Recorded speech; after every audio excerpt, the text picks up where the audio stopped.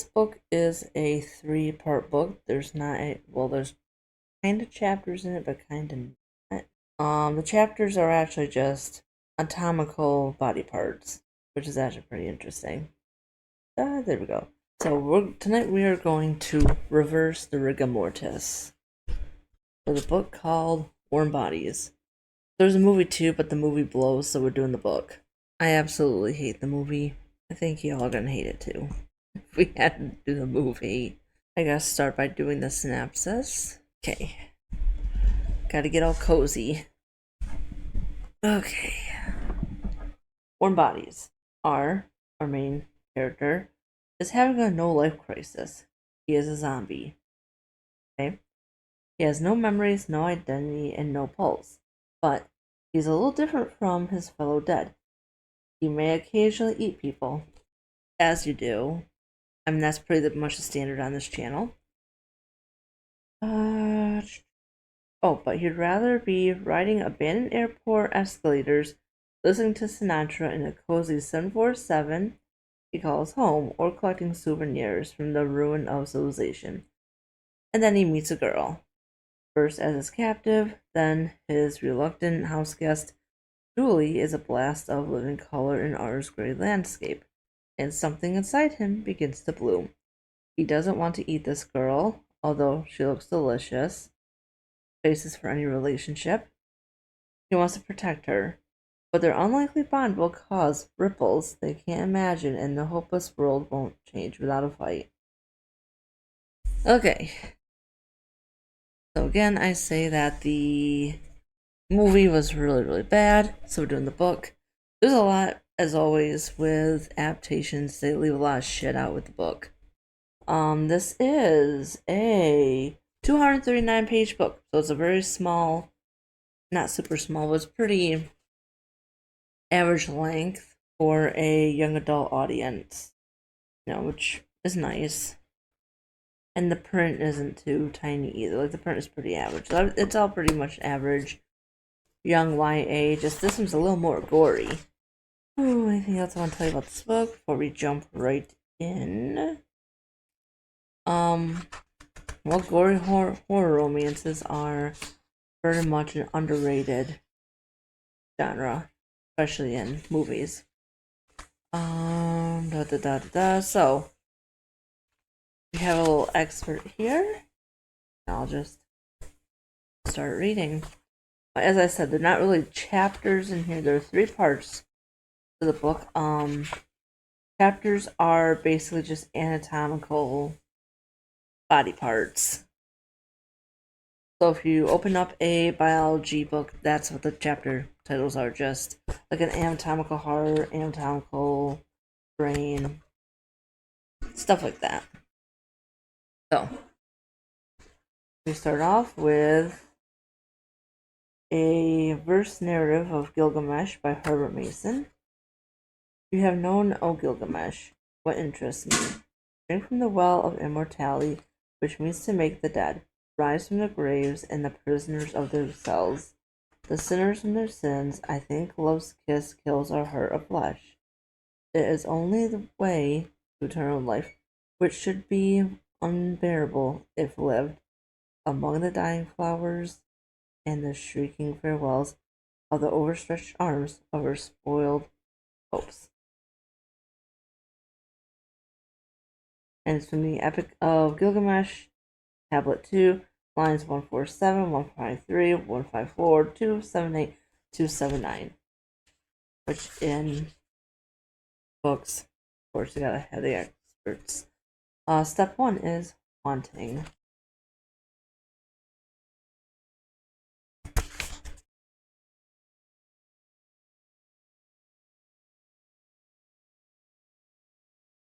I am dead, but it's not so bad. I've learned to live with it. I'm sorry I can't properly introduce myself, but I don't have a name anymore. Hardly any of us do. We lose them like card keys. Forget them like anniversaries. Mine might have started with an R, but that's all I have now. It's funny because back when I was alive, I was always forgetting other people's names. My friend M says the irony of being a zombie is that everything is funny, but you can't smile because your lips have rotted off. It's kind of funny as they have their own like zombie language.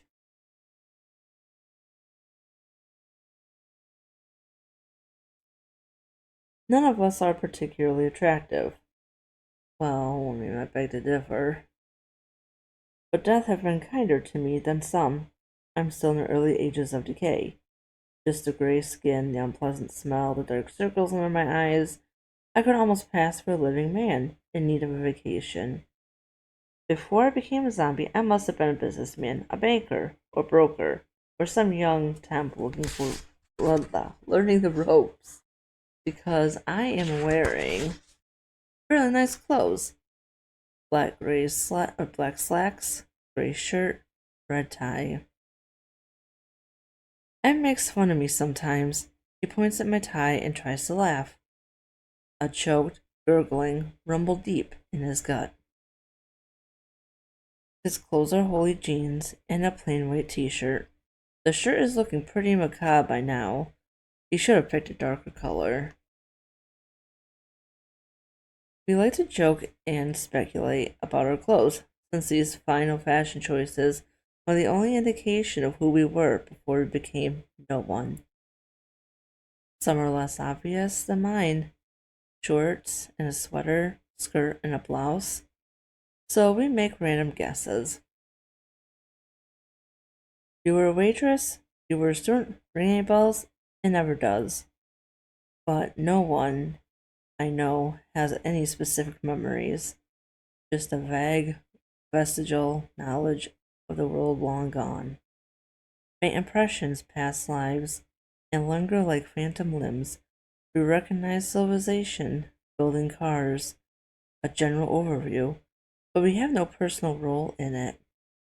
No history. We are just here.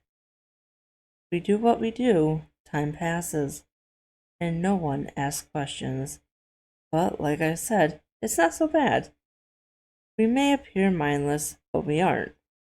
The rusty cogs of cogency still spin, just geared down and down until the outer motion is barely visible. Sorry, I had to itch my nose. Where was I? We grunt and groan, we shrug and nod, and sometimes a few words slip out. It's not that different from before. But it does make me sad that we've forgotten our names out of everything. This seems to me the most tragic. I miss my own, and I mourn for everyone else's because I like to love them, but I don't know who they are. There are hundreds of us living in an abandoned airport outside some large city. We don't need shelter or warmth, obviously, but we still like having the walls and roofs over our heads. Otherwise, we'd just be wandering in an open field of dust somewhere, and that would be horrifying.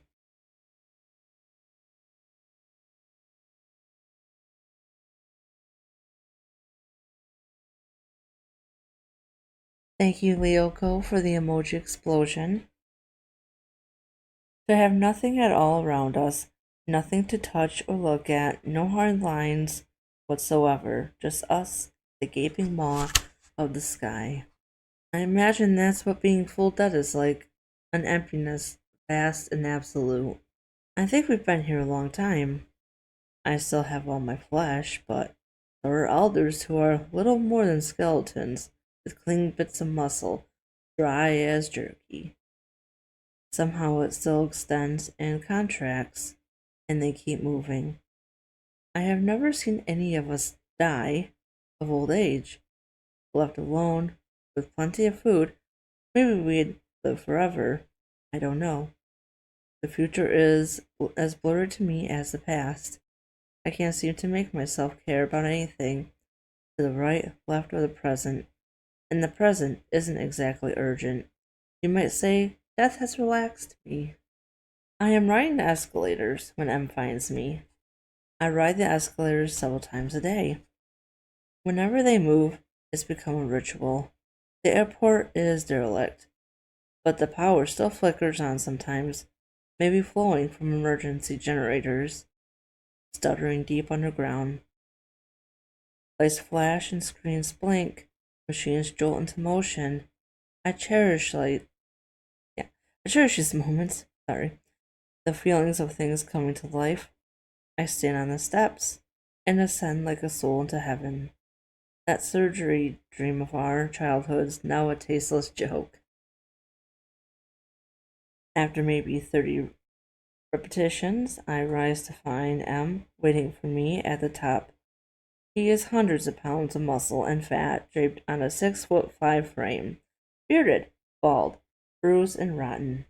His grisly visage slides into view as I crest the staircase summit. Is he the angel that greets me at the gates? His ragged mouth is oozing black jewel. He points in a vague direction and grunts, "City." I nod and follow him. We are going out to find food. A hunting party forms around us as we shuffle toward town. It's not hard to find recruits for these expeditions. Sorry.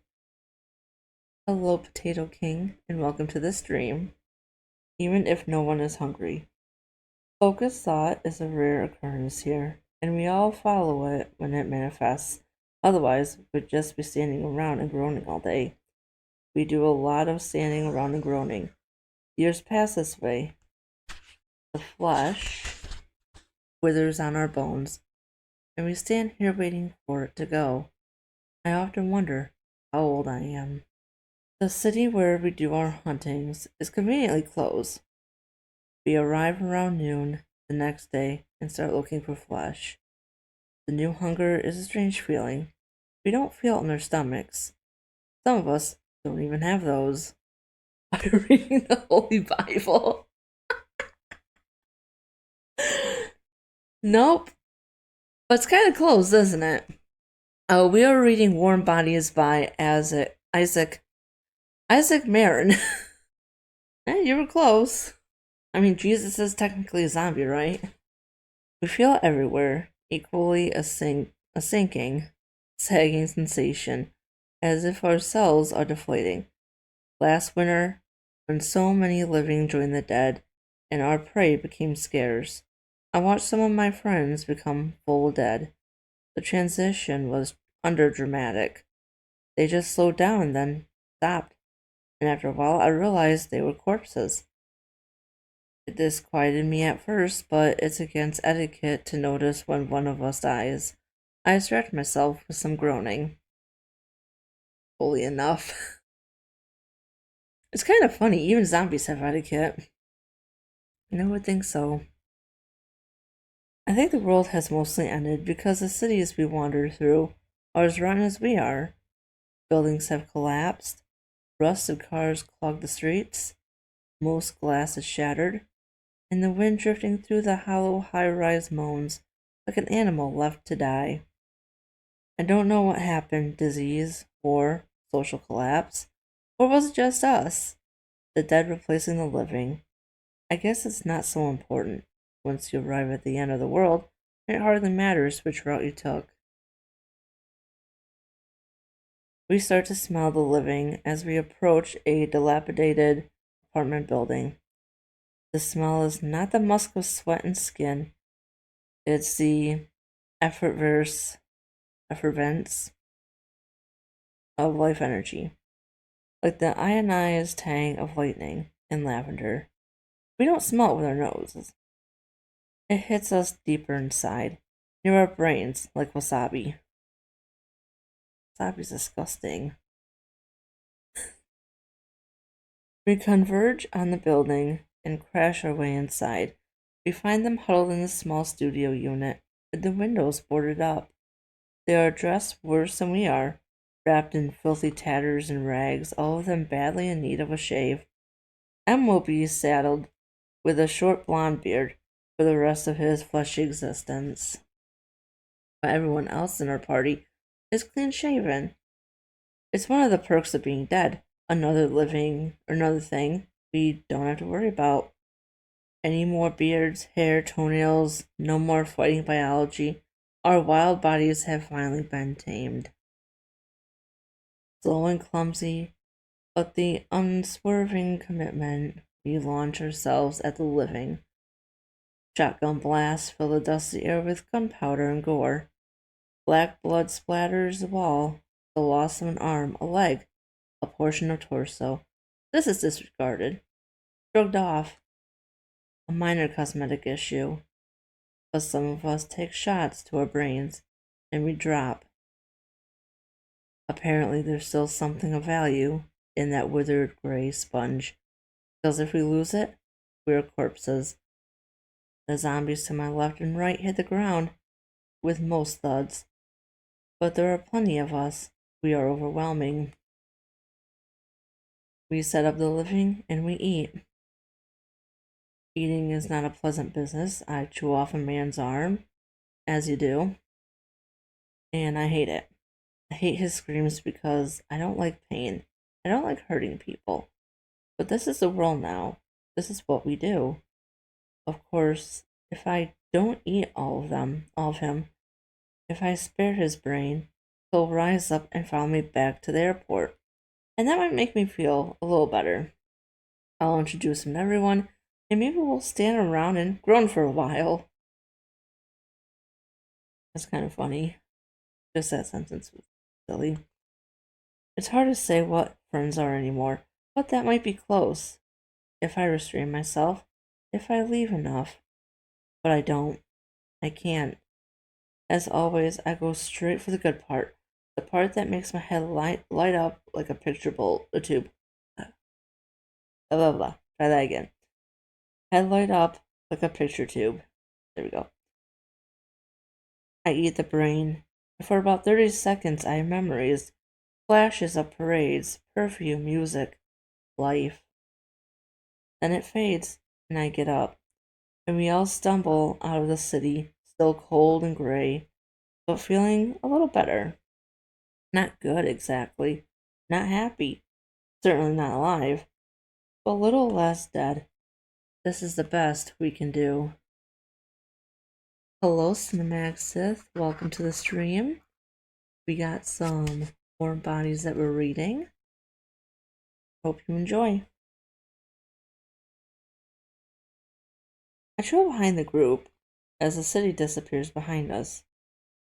My steps plod a little bit heavier than the others. When I pause at the rain-filled pothole to scrub gore off my face and clothes, M drops back and slaps a hand on my shoulder. He knows my distaste for some of our routines. He knows I'm a little more sensitive than most. Sometimes he teases me, curls my messy black hair into pigtails, and says, "Girl, such girl." But he knows when to make my gloom seriously, or take my gloom seriously. And thank you, I appreciate your follow. He pats my shoulder and just looks at me. His face isn't capable of much expressive nuance anymore. But I know what he wants to say. I nod and we keep walking. I don't know why we have to kill people. I don't know what chewing through a man's neck accomplishes. I steal what he has to replace and what I lack. He disappears and I stay. It's simple but senseless. Arbitrary laws from some lunatic legislator in the sky. But following those laws keeps me walking. So I follow them to the letter. I eat until I stop eating, then I eat again.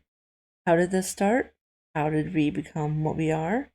Was it some mysterious virus? Gamma rays? An ancient curse? Or something even more absurd? No one talks about much. We are here, and this is the way it is. We don't complain. We don't ask questions. We go about our business. There is a chasm between me and the world, and me and the world outside of me. A gap, goodness, a gap so wide my feelings can't cross it.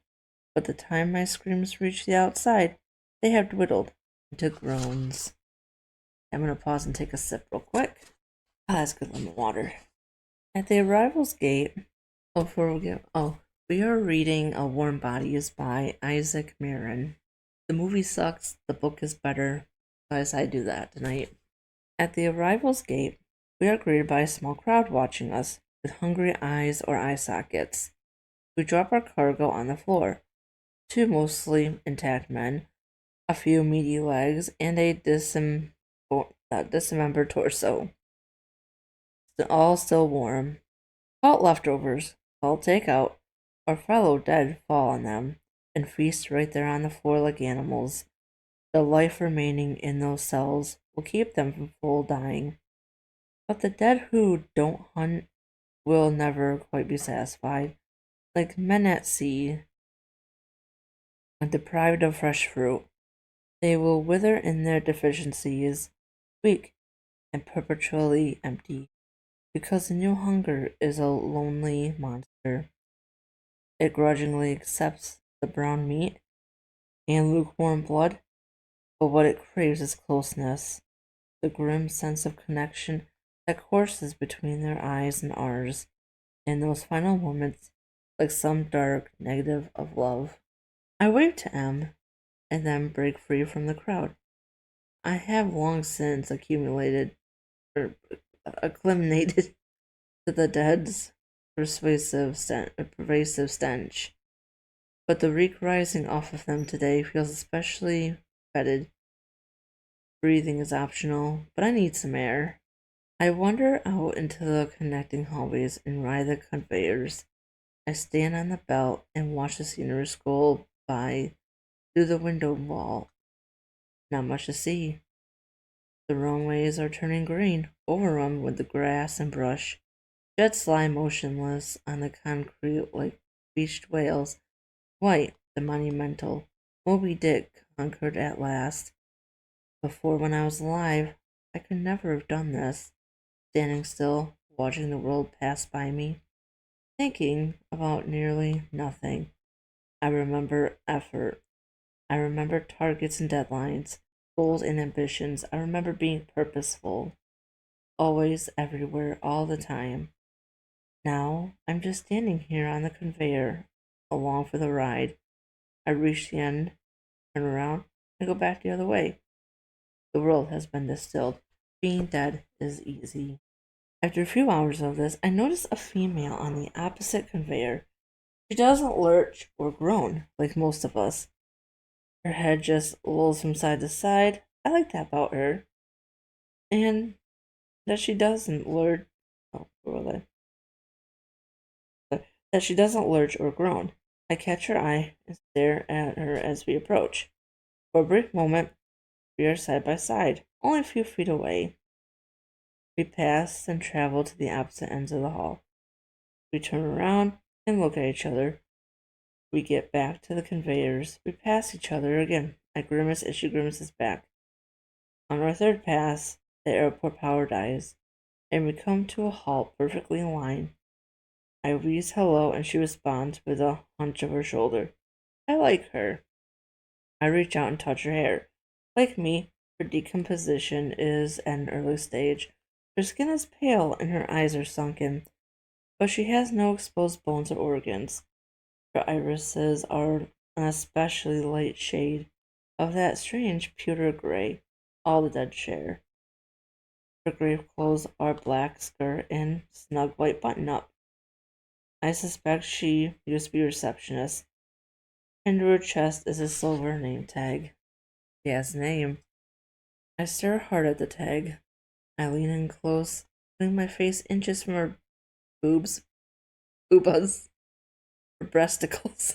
But it doesn't help. The letters spin and reverse my vision. I can't hold them down. As always, they elude me.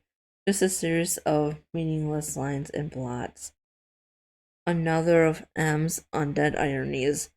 From name tags to newspapers, the answers to our questions are written all around us, and we don't know how to read.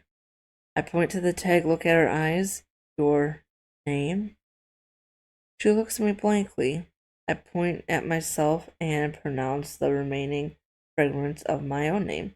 Then I point to her again. Her eyes drop to the floor. She shakes her head. She doesn't remember. She doesn't even have a syllable one like Em and I do. She is no one. but don't I always expect too much? I reach out and take her hand. We walk off the conveyors with our arms stretched across the divider. The female and I fall in love, or what's left of it. I think I remember what love was like before. There were complex emotional and biological factors. We had elaborate tests to pass, connections to forge, ups and downs, and tears and whirlwinds. It was all an ordeal, an exercise in agony, but it was alive. The new love is simpler, easier, but small. My girlfriend doesn't talk much. We walk through the echoing corridors of the airport, occasionally passing someone staring out a window or at a wall. I try to think of things to say, but nothing comes. And if something did come, I probably couldn't say it. This is my great obstacle, the biggest of all the boulders clearing my path. In my mind, I am eloquent. I can climb intricate scaffolds of words to reach the highest cathedral ceilings and paint my thoughts, but when I open my mouth, it all collapses. So far, my personal record is four rolling syllables before some thing jams, and I may be the most loquacious zombie at the airport. I don't know why we don't speak. I can't explain the suffering silence that hangs over our world, cutting us from off from each other, like prison visit plexiglass. Whew, take a deep breath. Prepositions are painful. Articles are arduous. Adjectives are wild. Overachievements. And this muteness a real physical handicap? One of the many symptoms of being dead? Or do we just not have anything left to say? I attempt conversation with my girlfriend, testing out a few awkward phrases and shallow questions trying to get a reaction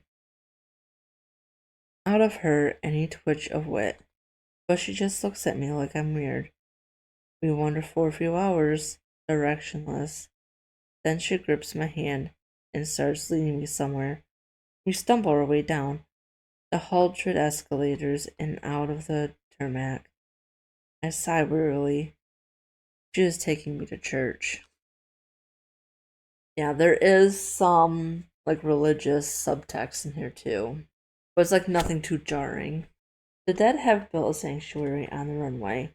At some point in the distant past, someone pushed all the stair trucks together into a circle, forming a kind of amphitheater. We gather here, we stand here, we lift our arms and moan.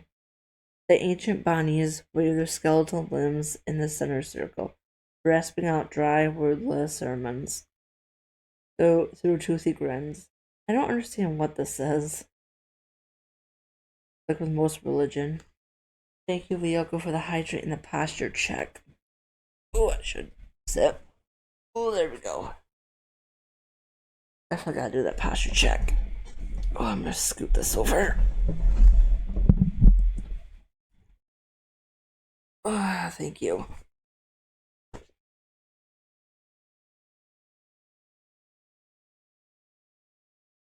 Ooh, there we go. Oh, yeah, definitely stretch, but I'm done with this.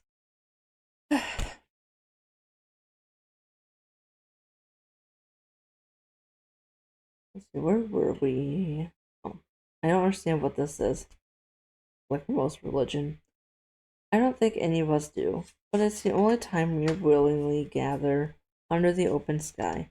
The vast cosmic mouth, distant mountains, like teeth in the skull of God yawning wide to devour us, to swallow us down to where we probably belong.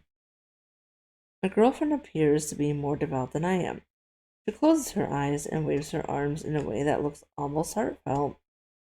I stand next to her and hold my hands in the air stiffly. At some unknown cue, maybe drawn by her favor, the Bonnies stop their preaching and stare at us. One of them comes forward, climbs our stairs, and takes us both by the wrists.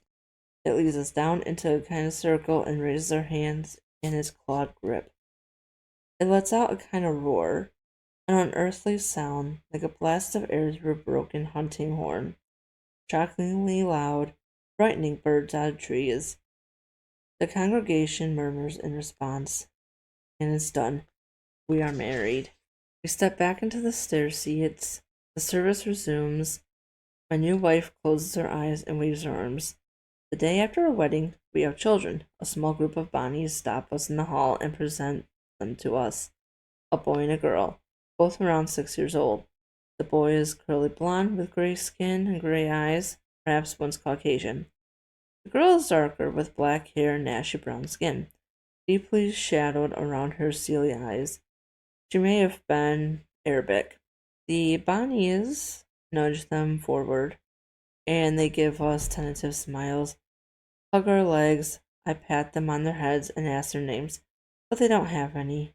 I sigh, and my wife and I keep walking, hand in hand with our new children. I wasn't exactly expecting this. This is a big responsibility. The young dead don't have the natural feeding instincts that adults do. They have to be tended and trained, and they will never grow up. Stunted by our curse, they will stay small and rot, then become little skeletons, animate but empty, their brains rattling stiff in their skulls, repeating their routines and rituals, until one day I can only assume the bones themselves will disintegrate and they'll just be gone. Look at them watch. Look at them. Watch them as my wife and I release their hands and they wander outside to play. They tease each other, grin, they play with things that aren't even toys. Staplers and mugs and calculators. They giggle and laugh through it, sounds choked through their dry moans. We bleach their brains, rob them of breath, but they still cling to the cliff edge. They resist our curse for as long as they possibly can. I watch them disappear into the pale daylight at the end of the hall, deep inside me in some dark and cobweb chamber. I feel something twitch. I'm gonna take a quick sip. The next chapter is just an anatomical heart. Next section. How you guys liking the book so far? I think it's kind of neat. Kind of funny they have their own like church and their own society. Yeah, I like the concept of this. It's time to feed again. I don't know how long it's been since our last hunting trip.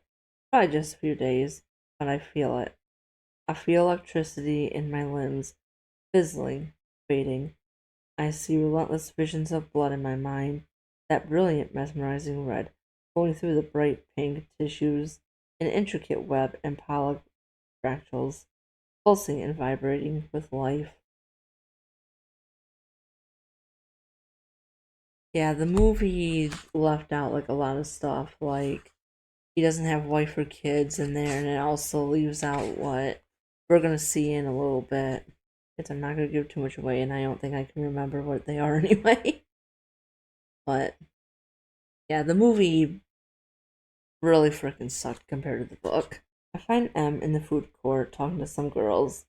He is a little different than me. He does seem to enjoy the company of women, and his better than average diction draws them in like dazzled carp. But he keeps a distance. He laughs them off. The Bonnies once tried to set him up with a wife, but he simply walked away.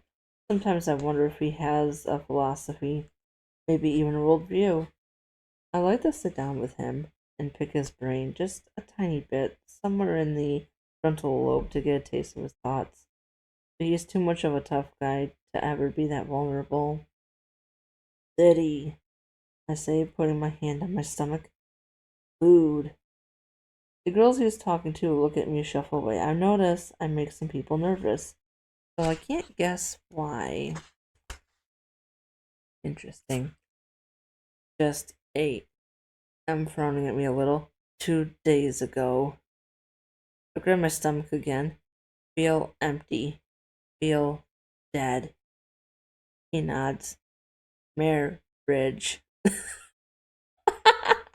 Okay, that was funny. Oh, that was good. That was a good joke. I glare at him. I shake my head and clutch my stomach harder. Need. Go. get others. He sighs and walks out, bumping into me, hard on his way past, but I'm not sure if it was intentional. He is, after all, a zombie. He manages to find a few others with appetites, and we form a small posse. Very small. Unsafely small. But I don't care. I don't recall ever being this hungry. We set out towards the city. We take the freeway like everything else. The roads are returning to nature. We wander down empty lanes and under ivy curtained overpasses. My residential memories of these roads contrast dramatically with the peaceful present state.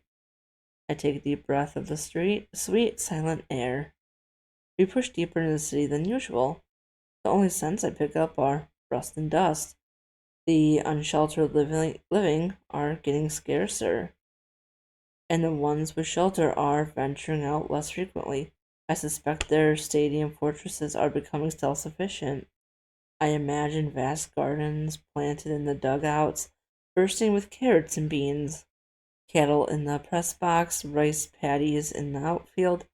We can see the largest of these citadels looming on the hazy horizon, its retractable roof wide open to the sun taunting us.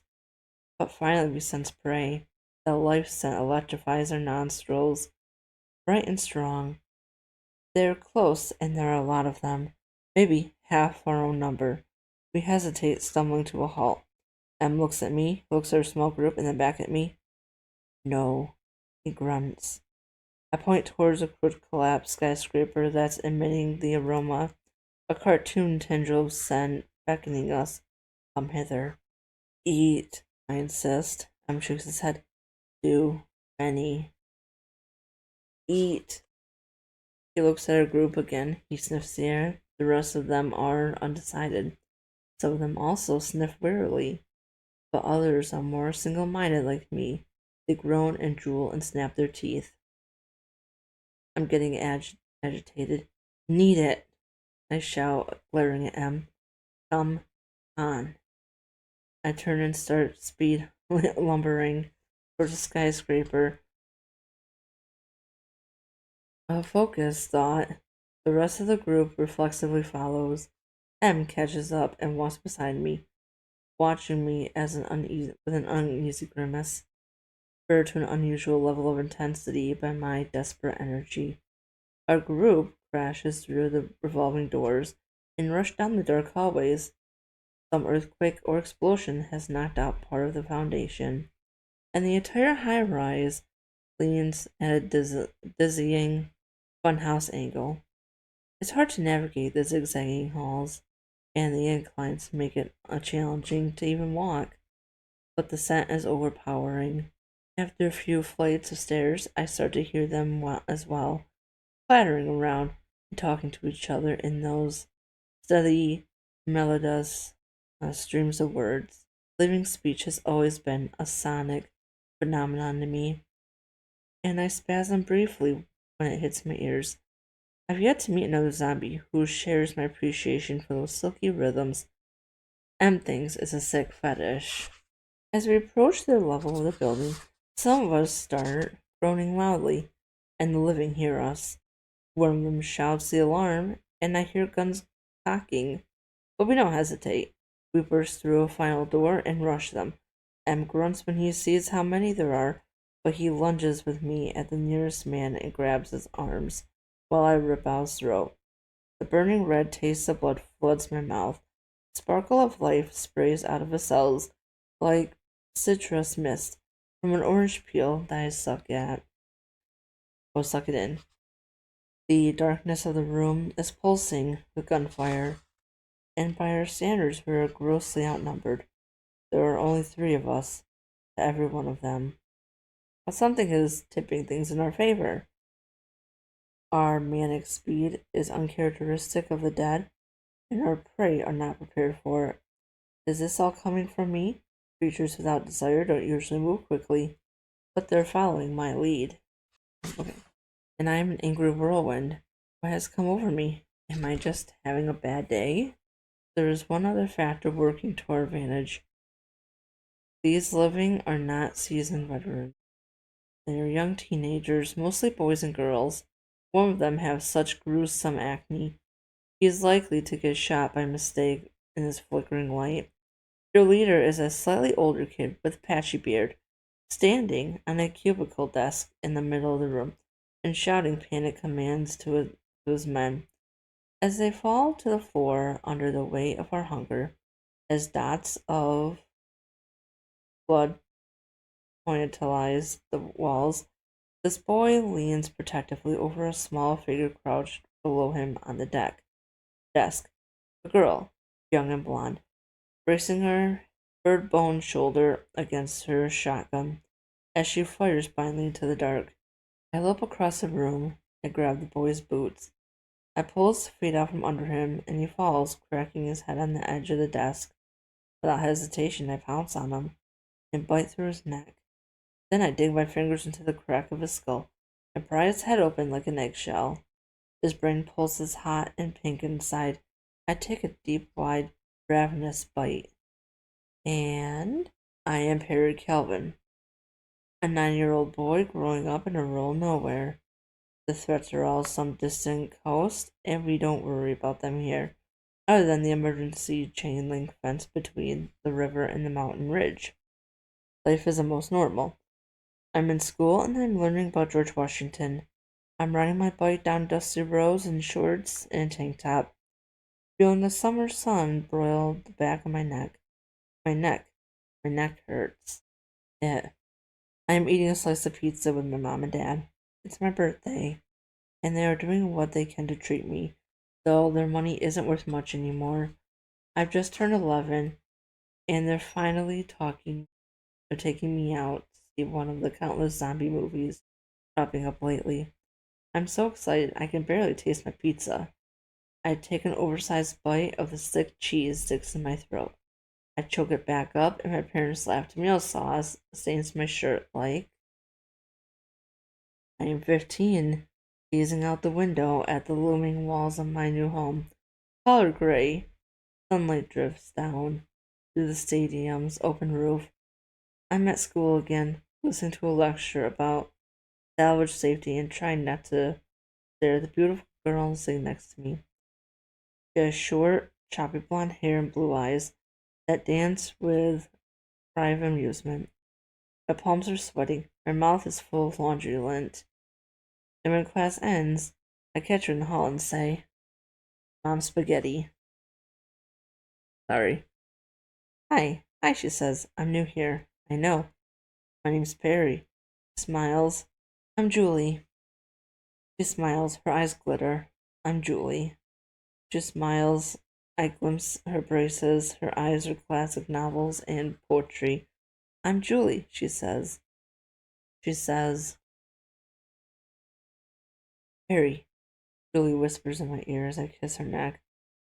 She twines her fingers into mine, squeezing hard. I kiss her deep across the back of her head, with my free hand tangling fingers in her hair. I look in her eyes. Do you want to? I breathe. She smiles. She closes her eyes and says, yes. You got some brown chicken brown. I crushed her against me. I want to be part of her, not just inside her, but all around her. I want our rib cages to crack open and our hearts to migrate and merge. I want our cells to braid together like living thread. And now I'm older, wiser, gunning a motorcycle down a forgotten downtown boulevard. Julie is on the seat behind me, her arms clutching my chest, her legs wrapped around mine. Her aviators glint in the sun as she grins, showing her perfectly straight teeth. The grin is not mine to share anymore. I know this. I have accepted the way things are, and the way things are going to be, even if she hasn't and won't. But at least I can protect her. At least I can keep her safe. She is so unbearably beautiful, and sometimes I see a future with her in my head. But my head hurts. Oh God, my head is. Stop. Who are you? Let the memories dissolve. Your eyes are crusted blank. Blink them. Gasp in a red breath. You are you again. You are no one. Welcome back. Whew. Big breath. I feel the carpet under my fingers. I hear the gunshots. I stand up and look around, dizzy and reeling. I have never had a vision so deep, like an eternal life spooling through my head. The sting of tears burns in my eyes, but my ducts no longer have fluid. The feeling rages, unquenched, like pepper spray in the first time I felt pain since I died. I hear a scream nearby and I turn. It's her. She is here. Julie is here. Older now, maybe 19. Her baby fat melted away, revealing sharper lines and finer poise. I wish my baby fat would melt away. Of course it hasn't. Oh, stretchy. Alright. Where was I? Da, da, da, da, da. Okay. She's held in the corner, unarmed, sobbing and screaming as M creeps toward her. He always finds the women. Their memories are porn to him. I still feel disoriented, unsure where or who I am, but I shove M aside and snarl. No, mine. He grits his teeth like he is about to turn on me, but a gunshot tears into his shoulder and he shuffles across the room to help two other zombies bring down a kid with an Uzi. I approach the girl. She cowers before me, her tender flesh of fearing me, of all things. I'm accustomed to taking, and my instincts start to reassert themselves. The urge to rip and tear surges into my arms and jaw, but then she screams again, and something inside me moves. A feeble moth, struggling against the web, in a brief moment of hesitation. So warm with the nectar of a young man's memories, I make a choice. I let out a gentle groan and inch toward the girl, trying to force kindness into my dull expression. I am no one. I am a 19-year-old boy. I am a 15-year-old boy. I am. She throws a knife at my head. The blade sticks straight into the corner or center of my forehead and quivers there, but it has penetrated less than an inch, only grazing my frontal lobe. I pull it out and drop it. I hold my hands, making soft noises through my lips, but I'm helpless. How do I appear unthreatening when her lover's blood is running down my chin? Good question. You probably can't.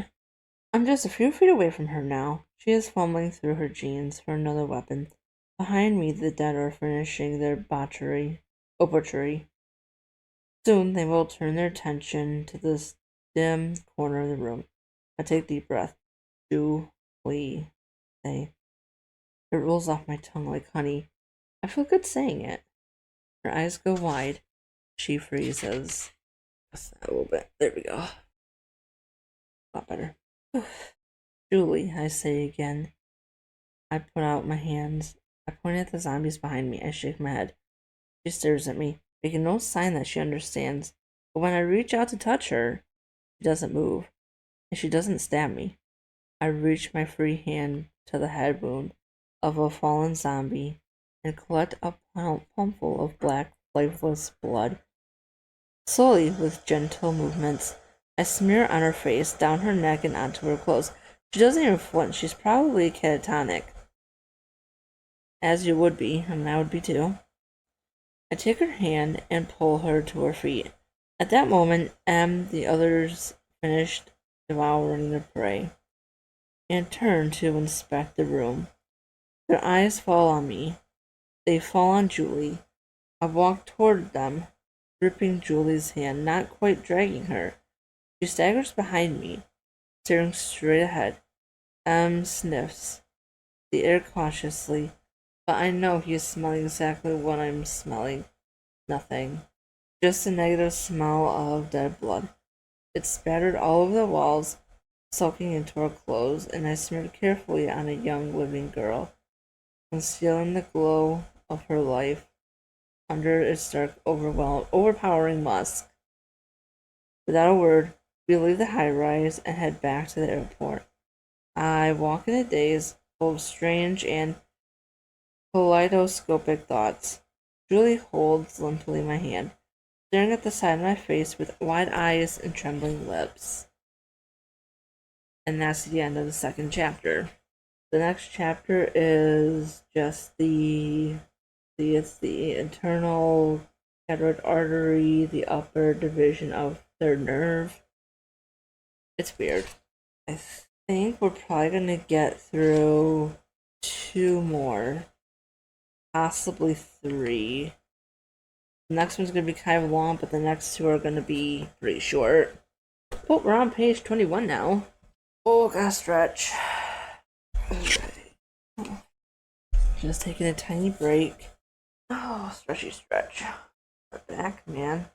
Okay, take a little sippy sip, and then we move on. I think I'm gonna post this on my Patreon. It's gonna be free because it only makes sense that this would be free since I'm streaming this for free. But I don't think YouTube would allow me to read this kind of book. YouTube, I kind of want to play it safe, so I will post all the chapters on my Patreon. They will be free.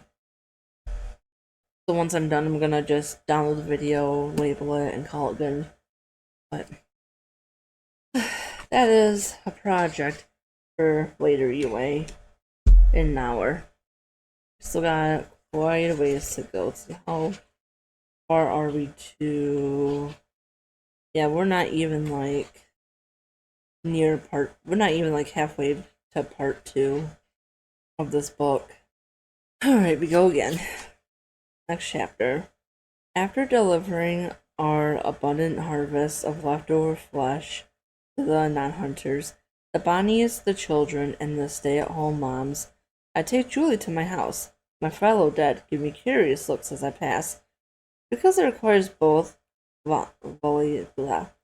volition and restraint, the act of intentionally covering the living is almost never performed.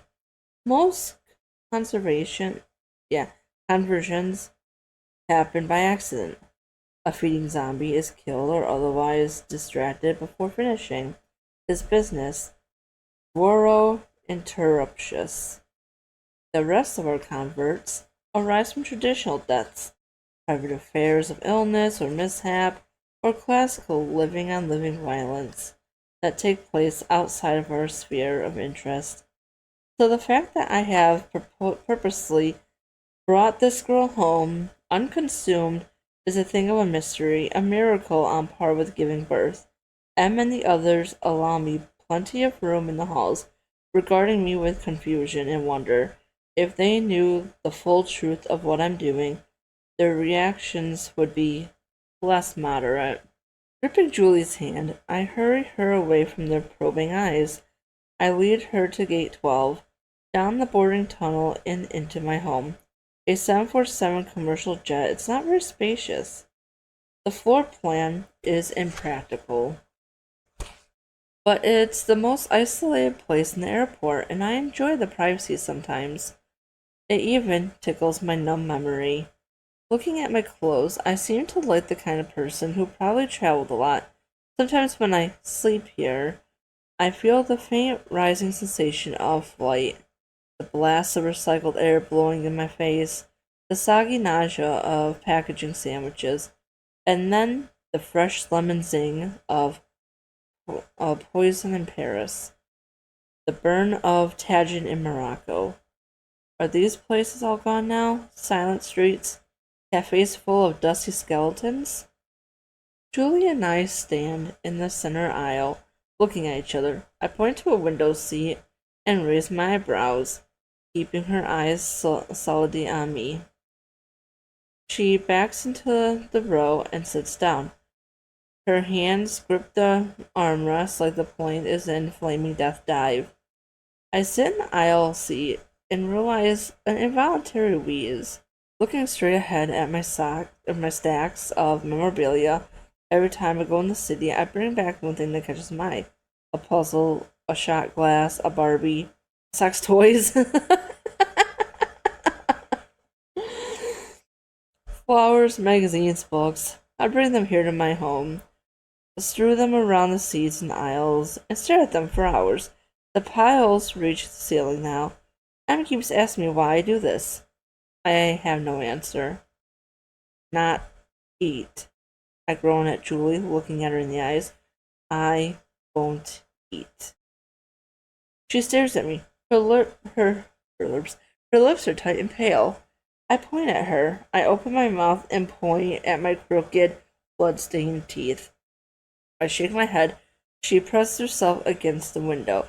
A terrified whimper rises in her throat. This is not working. Safe, I tell her, letting out a sigh. Keep you safe. I stand up and go to my record player.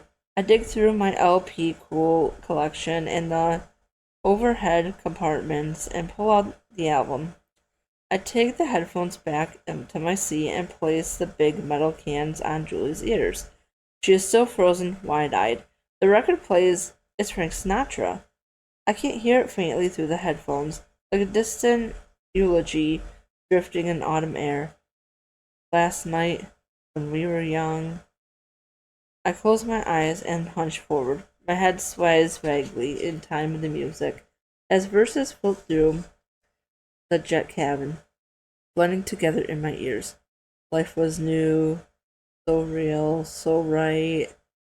Safe, I mumble. Keep you safe. Ages ago, last night. When my eyes fully open, Julie's face has changed. The terror has faded, and she regards me in disbelief. What are you? She whispers. I turn my face away, and I stand and duck out of the plane. Her bewildered gaze follows me down the tunnel. In the airport parking garage, there is a classic Mercedes convertible that I've been playing with several months. After weeks of staring at it, I figured out how to fill its tank from the barrel of stabilized gasoline. I found in the service rooms when I remembered how to turn the key and start it, after pushing its owner's dry corpse to the pavement. But I have no idea how to drive. The best I've been able to do is back out a parking spot and ram into a nearby Hummer. Sometimes I just sit there with the engine purring, my hands resting limply on the wheel, willing a true memory to pop into my head. Not another hazy impression or vague awareness. A crib from the collective subconscious. Something specific, bright and vivid. Something unmistakably mine. I strain myself trying to wrench out these blackness. I meet M later that evening. At his home in the women's bathroom, he is sitting in front of the TV, plugged into a long extension cord. Gaping at a late-night softcore movie he found in some dead man's luggage. I don't know why he does this. Erotica is meaningless for us now. The blood doesn't pump. The urges don't stir. I've walked in on M and his girlfriends. Before they were just standing there, naked, staring at each other. Sometimes, oh god, that's a little graphic, rubbing their bodies together. Okay. But looking tired and lost. Maybe it's kind of death throe. A distant echo of that great motivator that once started wars and inspired symphonies that drove human history out of the caves and into space. I may be holding on, but those days are over now. Sex, once a law as undisputed as gravity, has been disproved. The equation is erased and the blackboard broken. Sometimes it's a relief. I remember the need, the insatiable hunger that ruled my life and the lives of everyone around me. Sometimes I'm glad to be free of it. There's less trouble now. But our loss of this, the most basic of all human passions, might sum up our loss of everything else. It's made things quieter, simpler, and it's one of the surest signs that we're dead. I watch M from the doorway. He sits on the little metal folding chair with his hands between his knees, like a schoolboy, facing the principal. There are times when I can almost glimpse the person he once was under all the rotting flesh, and it prickles my heart. Did bring it? He asks without looking away from the TV. I hold up what I've been carrying, a human brain, fresh from today's hunting trip, no longer warm, but still pink and buzzing with life. We sit against the tiles of the bathroom wall with our legs sprawled out, the front of us passing the brain back and forth, taking small leisurely bites and enjoying brief flashes of human experience. Good shit, M wheezes. The brain contains the life of some young military grunt from the city. His existence isn't particularly interesting to me. Just endless repetitions of training, eating, and mowing down zombies. But M seems to like it. His tastes are a little less demanding than mine. I watch his mouth form silent words. I watch his face shuffle through the emotions anger, fear, joy, lust. It's like watching a dreaming dog kick and whimper, but far more heartbreaking. When he wakes up, this will all disappear. He will be empty again. He will be dead. After an hour or two, we are down to the small goblet of pink tissue. M pops in his mouth and his pupils dilate, and he has his visions. The brain is gone, but I'm not satisfied.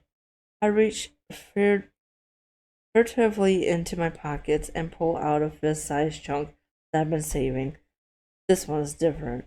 This one's special. I tear off a bite and chew.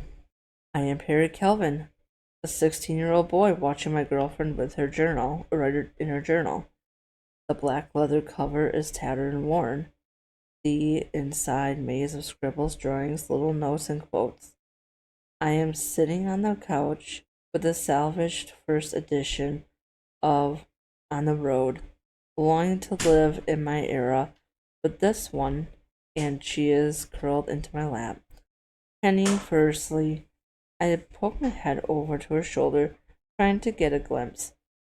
She pulls the journal away. It gives me a coy smile. No, she says, and returns to her work. What are you writing about? Not telling. She sings songs.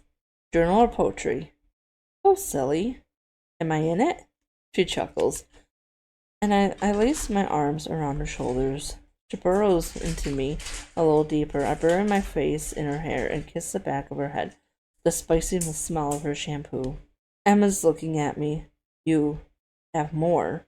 He grunts and holds out his hand for me to pass it, but I don't pass it. I take another bite and close my eyes. Sorry, my nose ran a little bit. Harry, Julie says, yeah? We are at our secret spot on the stadium roof. We lie on our backs on a red blanket on the white steel panels, squinting up at the blinding blue sky.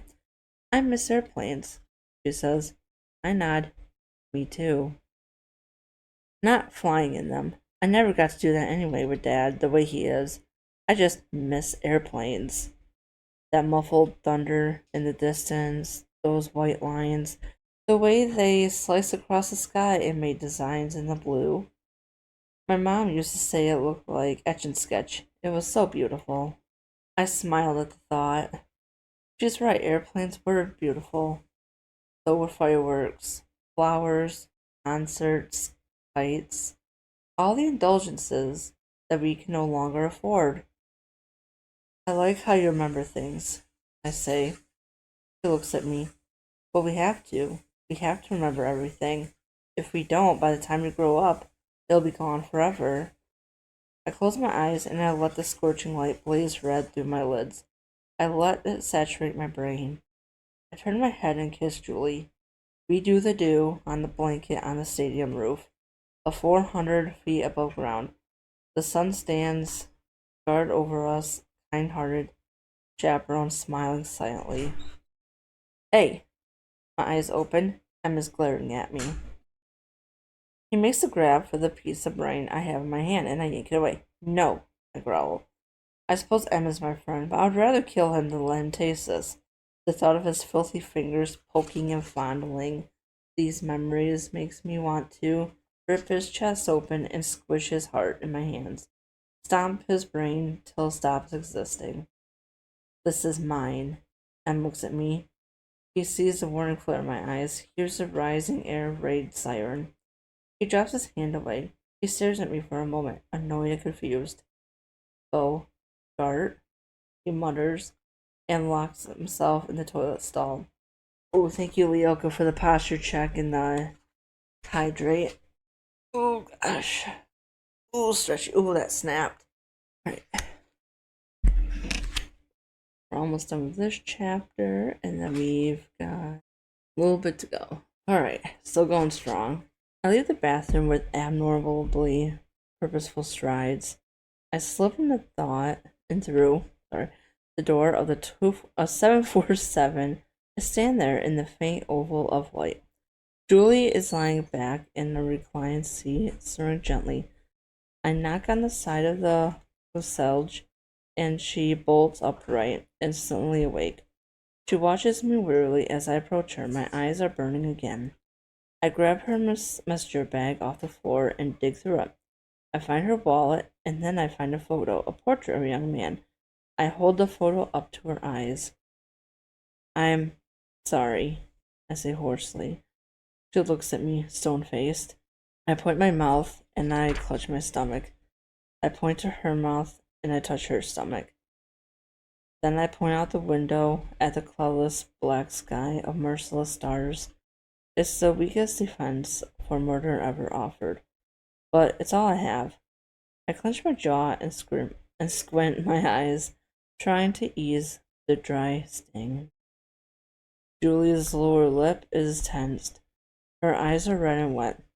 Which one of you did it? She asked in a voice on the verge of breaking. Was it the big one? The fat one that almost got me? I stare at her for a moment, not grasping her questions, and then it hits me, and my eyes go wide. She doesn't know it was me. The room was dark, and I came from behind. She didn't see it. She doesn't know. Her eyes addressed me like the creature worthy of sadness, unaware that I recently killed her lover, ate his life, and digested his soul. And I am right now carrying a prime cut of his brain in the front pocket of my slacks. I can feel it burning there, like a coal of guilt, and I reflexively back away from her, unable to comprehend the curdled mercy. Why me? She demands, blinking an angry tear out of her eye. Why did you save me? She twists back to me and curls up on the chair, wrapping her arms around her shoulders. Out of everyone, she mumbles into the cushion. Why me? These are her first questions, not the ones urgent for her own well-being, not the mystery of how I know her name, or the terrifying prospect of what my plans for her might be. She doesn't rush to satisfy those hungers. Her first questions are for others, for her friends, for her lover, wondering why she couldn't take their place. Am I the lowest thing? I am at the bottom of the universe. I drop the photo onto the seat and look at the floor. I'm sorry, I say again, and leave the plane. When I emerge from the boring tunnel, and several dead group near the doorway, they watch me without expressions. We stand there in silence, still as statues. Then I brush past them and wander off into the dark halls. Alright, so the next chapter is just a picture of the skull, kind of like a CAT scan. So I guess this would be the next chapter. Ooh.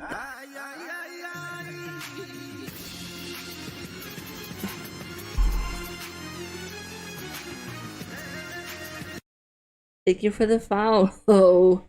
Sucking Tom Cruise's toes. That is an interesting one. That is a real interesting name. But thank you for the follow. I appreciate it. I hope you like the book so far. The cracked pavement rumbles under our truck's tires. It abuses the old Ford's creaky suspension, making a quiet roar like stifled rage. I look at my dad. He looks older than I remember. Weaker, he grips the steering wheel hard. His knuckles are white. Dad, I say. What, Perry? Where are we gonna go? Someplace safe. I watch him carefully. Are there safe places? He hesitates too long. Someplace safer. Behind us in the valley, where we used to swim and pick strawberries, eat pizza, and go to movies, The valley where I was born and grew up and discovered everything that now inside me plums of smoke rise. The gas station where I brought cake slushes is on fire. The windows of my grade school are shattered. The kids in the public swimming pool are not swimming. Dad, I say. What? Is Mom coming back? My dad finally looks at me, but says nothing as one of them. Oh, sorry. As one of them? He looks back at the road. No. But I thought she would. I thought everyone comes back now. Harry, my dad says. And the word seems to barely escape his throat. I fixed it. So she won't. The hard lines in his face fascinate and repel me. My voice cracks. Why, Dad? Because she's gone. No one comes back. Not really. Do you understand that? The scrub brush and barren hills ahead start to blur in my vision. Try to focus on the windshield itself. The crushed bugs and tiny fractures, those blur too. Just remember her, my dad says. As much as you can, for as long as you can. That's how she comes back. We make her alive, not some ridiculous curse. I watch his face, trying to read the truth of his squinted eyes. I've never heard him talk like this. Bodies are just meat, he says. The part of her that matters most. We get to keep that. Julie. What? Come here, look at this. The wind makes a rippling sound through the shattered plate glass of the hospital we're salvaging. Julie steps from the window's edge and with me looks down. What's it doing? I don't know. On the snow-dusted street below, a single zombie walks in a loose circle. It bumps into a car and stumbles slowly back up against a wall. Turns shuffle in another direction. It makes no sound and doesn't seem to be looking at anything. Julie and I watch for a few minutes. I don't like this, she says. Yeah. It's sad. Yeah. What's wrong with it? I don't know. It stops in the middle of the street. Swaying slightly in his face displays absolutely nothing. Just skin stretched over a skull. I wonder how it feels. She says, what? To be like them. I watch the zombie. It starts swaying a little harder, then it collapses. It lies there on its side, staring at the frozen pavement. What's it? Julie starts and then stops. She looks at me with wide eyes and then back at the crumpled body. Did it just die? We wait in silence. The corpse doesn't move. I feel a wriggling sensation inside me. Tiny things creeping down my spine. Let's go, Julie says and turns away. I follow her back into the building. We can't think of anything to say all the way home. Stop. Breathe those useless breaths. Drop the piece of life you're holding to your lips. What are you? How long have you been here? Stop now. You have to stop. We shut your stinging eyes and take another bite. Whew. Next chapter we have throat muscle. In the morning, my wife finds me slumped against one of the floor on the blah blah against one of the floor to ceiling windows, overlooking the runways. My eyes are open and full of dust. My head leans to one side. I rarely allow myself to look so corpse-like. Something is wrong with me. There is a sick emptiness in my stomach, feeling somewhere between starvation and hangover. My wife grabs my arm and pulls me to my feet. She starts walking, dragging me behind her like rolling luggage. I feel a flash of bitter heat pulse through me, and I start speaking at her. Name, I say, glaring at her ear. Name. She shoots me a cold look and keeps walking. Job? School? My tone shifts from query to accusation. Movie. Song. It bubbles out of me like oil from a punctured pipeline. Book. I shout at her. Food. Family. Name. My wife turns and spits at me. Actually spits on my shirt, snarling. like an animal, but the look in her eyes instantly cools my eruption. She's frightened. Her lips quiver. What am I doing? I look at the floor. We stay in silence for several minutes. Then she resumes walking, and I follow her, trying to shake off the strange black cloud that settled over me. She leads me into a guttered gift shop and lets out an emphatic groan. Our kids emerge from behind the overturned bookcase, full of bestsellers that we'll never read. They're each gnawing on human forearm, slightly brown at the stumps, not exactly fresh. Where did get those? I ask them. They shrug. I turn to my wife. Need better. She frowns and points at me. She grunts angrily, and I avert my eyes, duly chastised. It's true. I haven't been the most involved parent.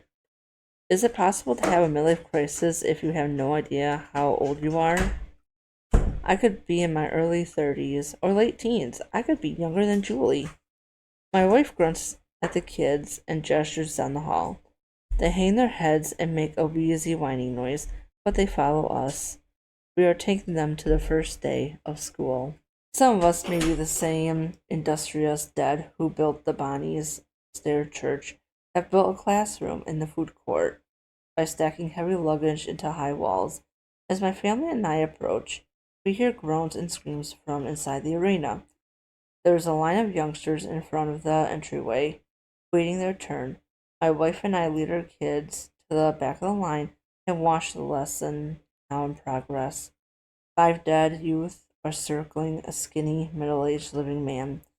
The man backs up against the luggage, looking frantically left and right, his empty hands balled in a fist. 2 of the youths dive at him and try to hold his arms down, but he shakes them off. The third one nips a tiny bite on his shoulder, and the man screams as if he is been mortally wounded. Because in effect he has, from zombie bites to starvation to good old-fashioned age and disease, there are so many options of dying in this new world, so many ways of the living to stop, but with just a few deep-brained exceptions. All roads lead to us, the dead, and our very unglamorous immortality. The man's impending conversation seems to have numbed him. One of the youths slashed her teeth into his thigh, and he doesn't even flinch. He just bends over and starts pummeling her head with both fists until her skull dents and her neck snaps audibly. She stumbles away from him, scowling her head, tilting at a severe angle. Wrong, the teacher roars. Get throat. The children back away and watch the man wearily. Throat, the teacher repeats. He and his assistant lumber into the arena and tackle the man, forcing him to the ground. The teacher kills him and stands up, blood streaming down his chin. Throat, he says again, pointing to the body. The 5 children exit shamefaced, and the next 5 in line were prodded inside. My kids look up at me anxiously. I pat their heads and watch as the dead man is hauled off to be eaten for the next one to be dragged into the classroom. This one is old and gray-haired, but he is big, probably a security officer at one time in his life. He requires 3 of our males to haul him in safely. They throw him into a corner and quickly return to guard the entryway. The 5 youths inside are nervous, but the teacher shouts at them, and they begin to move in. When they get close enough, they all 5 lunge at him at the same time, 2 grabbing for each arm, and the 5th going for the throat. But the old man is shockingly strong. He twists around and flings 2 of them hard against the wall of luggage. The impact shakes the wall, and a sturdy metal briefcase topples down at the top. The man grabs it by the handle, raises it high, and smashes it down on one of the youth's heads. The youth's skull caves in, and his brain squishes out. He doesn't scream, or twitch, or quiver. He just abruptly collapses into the heap of limbs. Flat and flush with the floor as if he's been dead for months already. Death takes a hold of him with retroactive finality. The whole school goes silent, the remaining for children back out of the arena. No one really pays attention as the adults rush inside to deal with the man. We all gaze at the youth's crumpled corpse with sad resignation. We can't tell which of the gathered adults might be his parents, since all of our expressions are about the same. Whoever said, or whoever they are, they will forget their loss soon enough. By tomorrow, the bodies will show up with another boy or girl to replace this one. We allow a few uncomfortable seconds of silence for the killed child, then school resumes. A few parents glance at each other, maybe wondering what to think, wondering what this all means, this bent, inverted cycle of life, or maybe that's just me. My kids are next in line. They watch the current lesson intently, sometimes standing on tiptoes to see, but they aren't afraid. They are younger than the rest and will probably be matched against someone too frail to put up a fight. But they don't know this, and it's not why they're unafraid. When the entire world is built on death and horror, when existence is a constant state of panic, it's hard to get worked up about any one thing. Specific fears have become irrelevant. We replace them with a smothering blanket far worse. Sorry, just had to stretch for a sec. There we go. This will work for a minute. I paced outside the 747 boarding tunnel for about an hour before going in. I opened the jet's door quietly. Julie is curled up in business class, sleeping. She has wrapped herself in a quilt made of a cut-up jean that I brought back as a souvenir a few weeks ago. The morning sun makes the halo of her yellow hair, tainting her. Julie, I whisper. Her eyes slid open a crack. This time she doesn't jolt upright or edge away from me. She just looks at me with tired, puffy eyes. What? She mumbles. How are... How do you think I am? Puts her back to me, wraps a blanket around her shoulder. I watch for a moment. Her posture is a brick wall. I lower my head and turn to go. But as soon as I step through the doorway, she says, Wait. I turn around. She is sitting up, the blanket piled in her lap. I'm hungry, she says. I look at her blankly. Hungry? Does she want an arm or a leg? Hot blood, meat, and life? She's living. Does she not want to eat? Does she want to eat herself? Then I remember what being hungry used to mean. I remember beefsteaks. God, beefsteaks sound so amazing right now. And pancakes. Grains and fruits and vegetables. That quaint little food pyramid. Sometimes I miss savoring taste and texture instead of just swallowing energy. But I try not to dwell on it. The old food does nothing to satisfy us anymore. Even bright red meat from a freshly killed rabbit or deer is beneath our culinary standards. Its energy is simply incompatible, like trying to run a computer on diesel. There is no way for us to, or for us, no humane alternative for the fashionably moral. The new hunger demands sacrifice. It demands human suffering as a price for our pleasures, meager and cheap as they are. You know, food, Julie prompts. She mimes the act of taking a bite, sandwiches, pizza, stuff that don't involve killing people. I nod. I'll get. I start to leave, but she stops me again. Just let me go, she says. What are you doing? Why are you keeping me here? I think for a moment. I step to her window and point to the runways below. She sees the church service in progress, the congregation of the dead, swaying and groaning, skeletons rattling back and forth, voiceless but somehow charismatic, gnashing their splintered teeth. There are dozens of them down there swarming. Keep you safe. She looks up at me from her chair with an expression I can't read. Her eyes are narrowed, her lips are tight, but it's not exactly rage. How do you know my name? She demands. There it is. It had to come eventually. In that building. You said my name. I remember it. How do you know my name? I make no attempt to answer. No way to explain what I know and how I know it. With my kindergarten vocabulary and special education speech impediments. Boy, that does not age well. That was bad.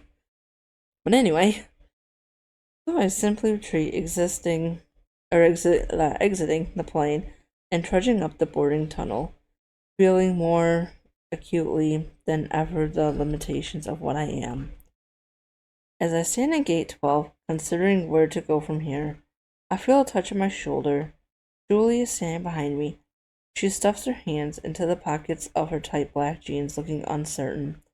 Just let me get out and walk around a little, she says. I'm going crazy in that plane.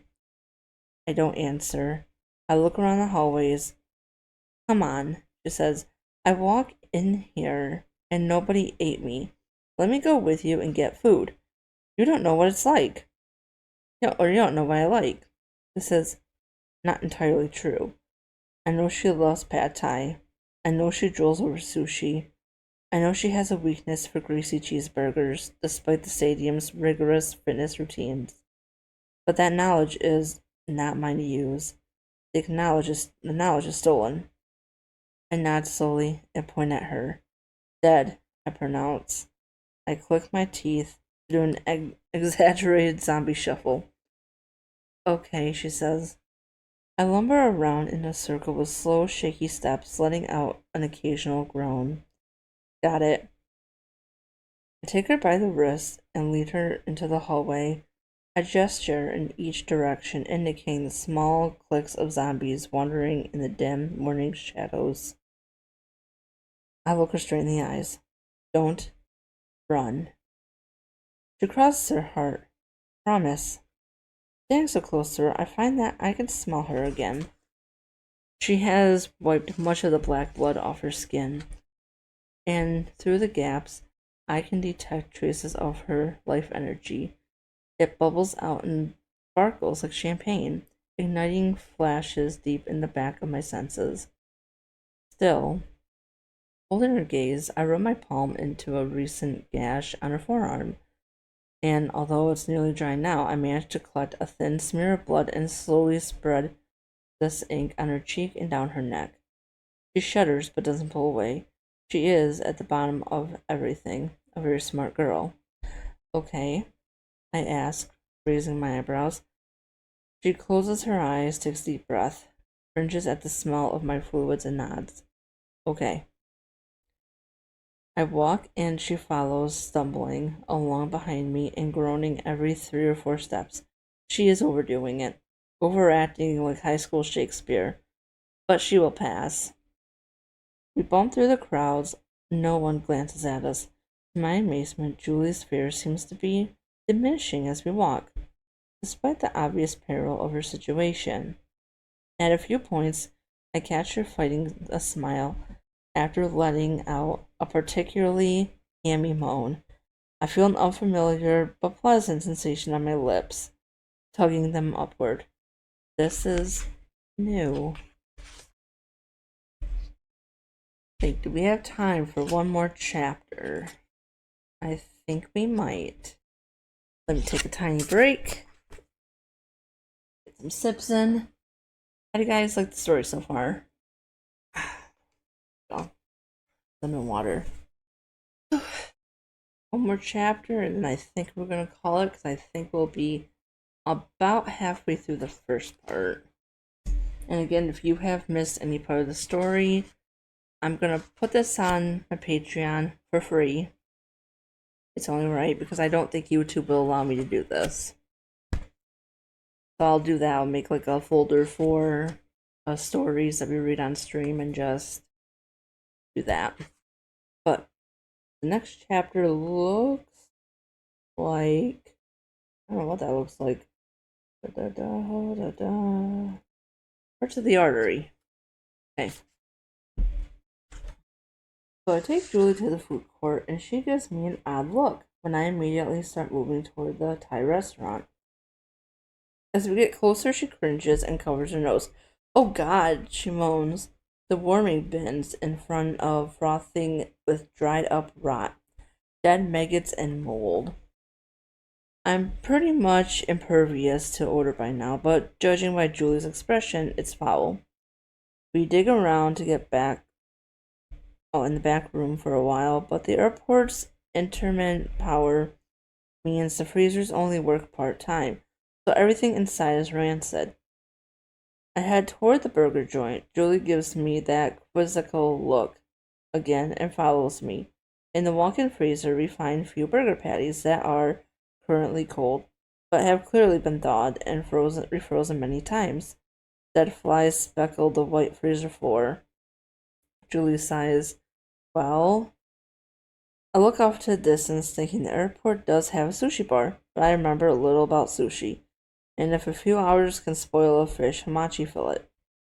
I don't want to see what yours can do. God, Julie says, and as I stand there deliberating, you really know how to plan a dinner date. She opens a few boxes of moldy buns and wrinkles up her nose. You've never done this before, have you? Taken a human home alive? I shake my head apologetically, but I wince at her use of the word human. I never liked that differentiation or differentiation. Y'all know what I mean. She is living and I am dead. But I like to believe we're both human. Call me an idealist. I raise a finger as if I stand here, as if to stall her. One more place. We walk into an unmarked side of the area of the food court. Several doors later, we're in the airport central storage area. I pry open a freezer door, and a cloud of icy air blows out. I hide my relief. This was starting to get awkward.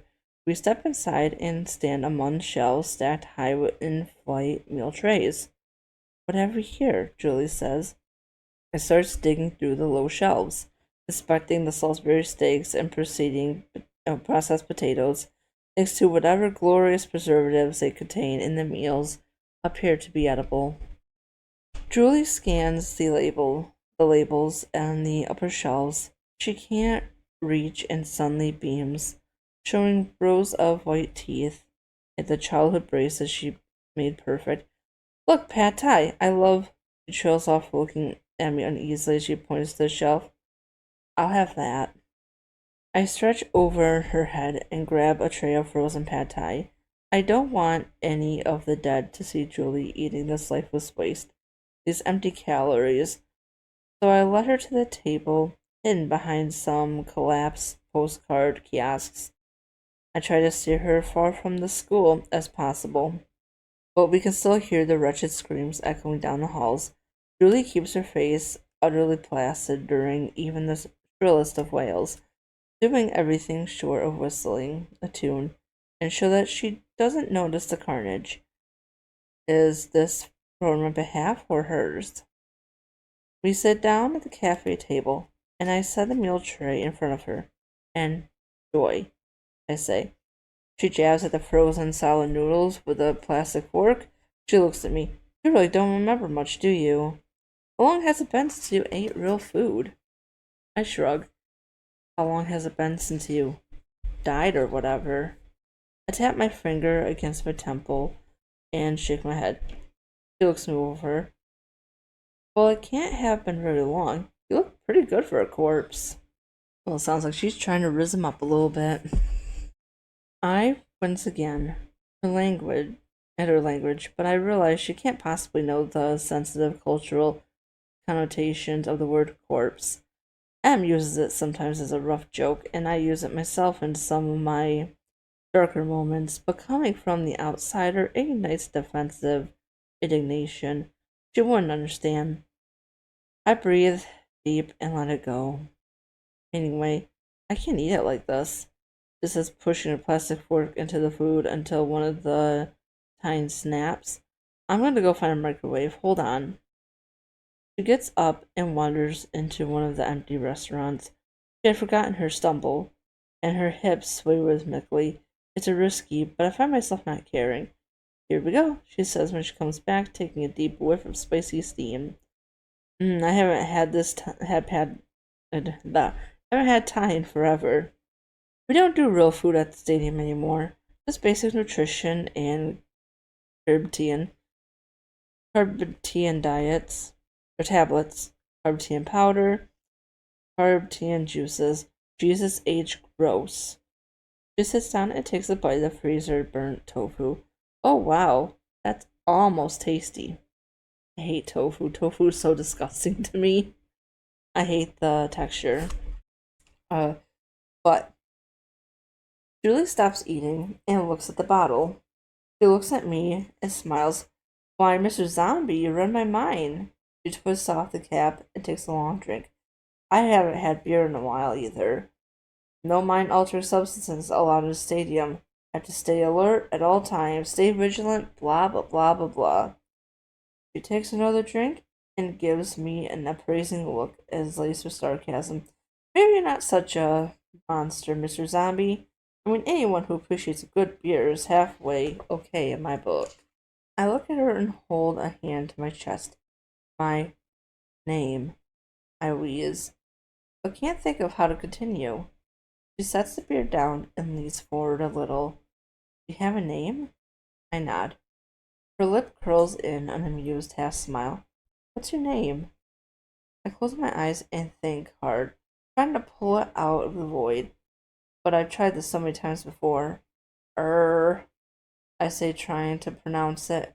Your name is I shake my head. It starts with R. I nod. Robert? I shake my head. Rick? Ronnie? I shake my head. Rambo? I let out a sigh and look at the table. How about I just call you R? That's a start, right? My eyes dart to hers. R. I feel that upward sensation in my lips again. A slow smile, the first I can remember, creeps across my face. Hi, R. It says, I'm Julie. But you knew that already, didn't you? Guess I'm a celebrity. She nudges the beer toward me. Have a drink. I eyed the bottle for a second, feeling strange, kind of nausea at the thought of what's inside. Dark amber emptiness, lifeless piss. But I don't want to ruin this, and probably warm moment with my stupid, undead hang-ups. I accepted the beer and take a long pull.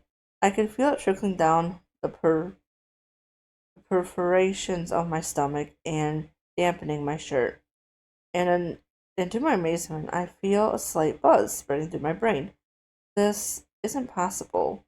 Of course, since I have no bloodstream for the alcohol to enter, but I feel it anyway. A psychocosmetic, maybe a distant memory of the drinking experience left over from my old life? If so, apparently I was a lightweight. Julie grinned, and my stupefied expression. Drink up, she says. I'm actually more of a wine girl anyway. Hey, same. I take another pull. I can taste her raspberry lip gloss on the rim. I find myself imagining her dolled up for a concert. Her neck-length hair swept and styled, her small body radiant with a party dress, and me kissing her, the lip lock smearing onto my mouth, spreading bright rouge onto my gray lips. I slide the bottle a safe distance away from me. Julie chuckles and resumes eating. She pokes at it a few more times before ignoring my presence at the table.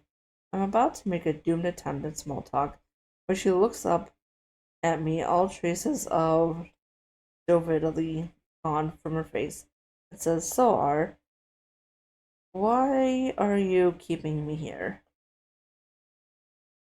The question hits me like a surprise slap in the face. I look at the ceiling, I gesture around the airport general toward distant groans of my fellow dead. Keep you safe. Bullshit. There is a silence. She looks at me hard. My eyes retreat. Listen, she says. I get that you saved my life back there in the city, and I guess I'm grateful for that. So, yeah, Thanks for saving my life. Or sparing my life. Whatever.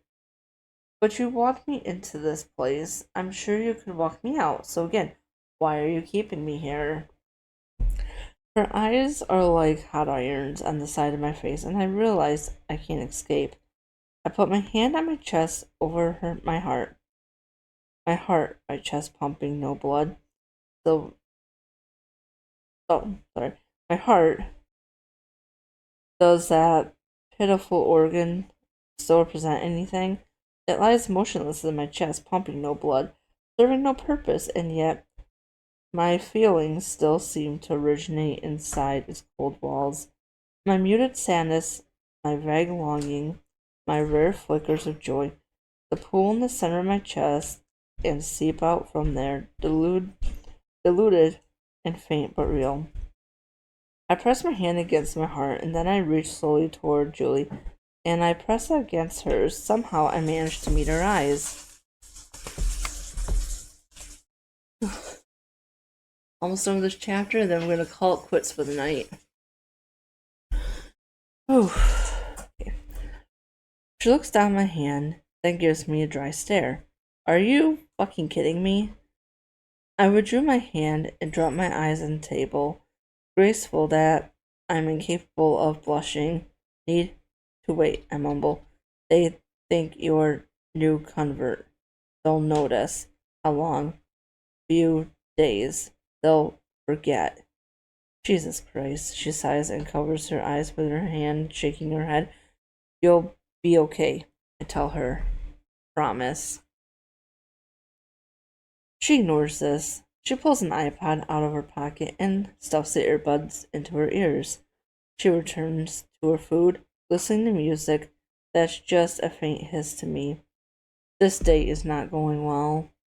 Once again, the absurdity of my secret thoughts overwhelm me, and I want to crawl out of my skin, escape my ugly, awkward flesh, and be a skeleton, naked and anonymous.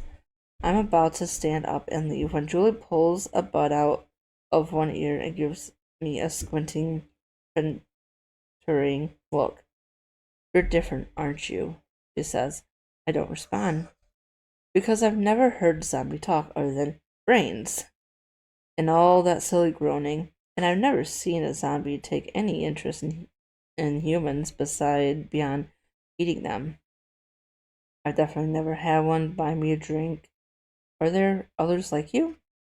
Again, I feel the urge to blush. Don't know. She pushes her noodles around the plate. A few days, she repeats. I nod. What am I supposed to do here till it's safe to run away? I hope you don't expect me to just sit here in your house jet, taking blood baths all week. I think for a moment. A rainbow of image floods my head. Probably snippets of old movies I've seen, all sappy and romantic and utterly impossible. I have to get hold of myself. I'll entertain, I say, eventually, and offer an unconvincing smile. Be our guest. Beauty and the Beast reference there. She rolls her eyes and returns to her food. The second earbud is still sitting on the table. Without looking up from her plate, she casually offers it to me. I stick it in my ear, and the voice of Paul McCartney drifts into my head, singing all those wistful anthems. Yes, no, hi, low, hello, goodbye, hello.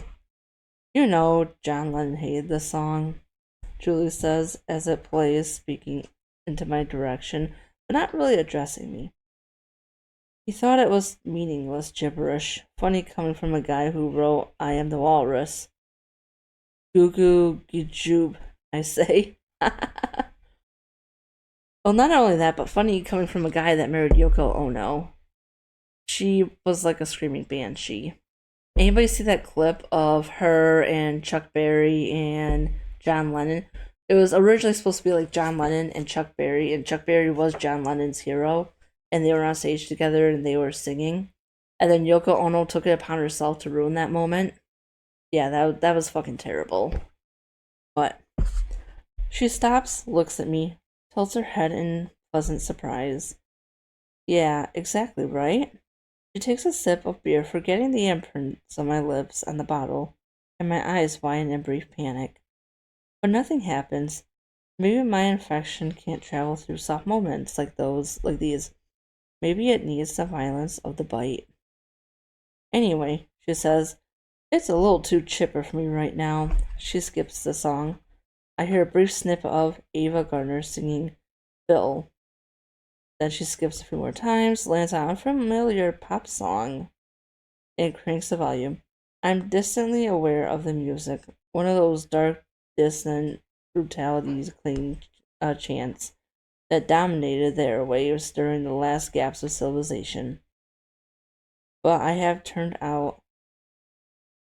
I watched Julie bob her head from side to side and eyes closed. Even now, here in the darkest and strangest of places, with the most macabre of company, the music moves her and her life pulses hard. I smelled again, a white, glowing vapor wafting out from under my black blood.